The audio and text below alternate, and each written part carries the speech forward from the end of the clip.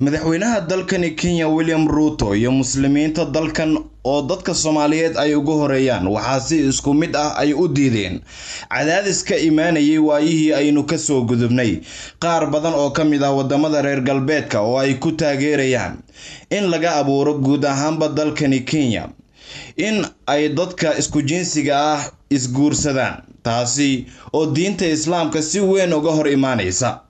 sharcigan qowmuluudnimada ayaa waxaa isku dayaya inay horumariyaan dalal Mareykanka uu ugu horeeyo waxaana jira hay'ado waaweyn oo reer galbeedka ku tiirsan oo dalkan ka waday barnaamijkan hase ahaatee dawladda Kenya waayihii aynu ka soo gudubnay waa ay ka gaabsanaysay inkastoo markii ugu horeysay ee wareysi uu bixiyay William Ruto xilligii doorashada uu ku soo baxay uu sheegay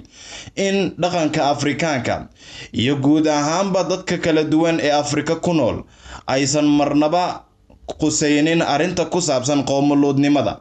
isla markaana dawladda Kenya ay qaadanayso waxa dadkeeda danta u ah haddaba madaxweynaha dalka Kenya William Ruto waxa uu ku dhaartay inuu ilaalin doono anshaxa iyo dhaqanka iyo diimaha dadka Afrikaanka isagoo sheegay in marnaba dalkiisa aan laga hirgelin doonin sharciga qowmuluudnimada warbixin ka soo baxday masaajidka ugu weyn dalkani Kenya ee Jamia ayaa waxa lagu sheegay in wax laga xumaado ay tahay in hay'ado reer galbeed ay isku dayayaan in sharciga qowmuluudka laga hirgeliyo dalkan dad badanna lagu halaago adduun iyo aakhiraba waxaana culimada masaajidkan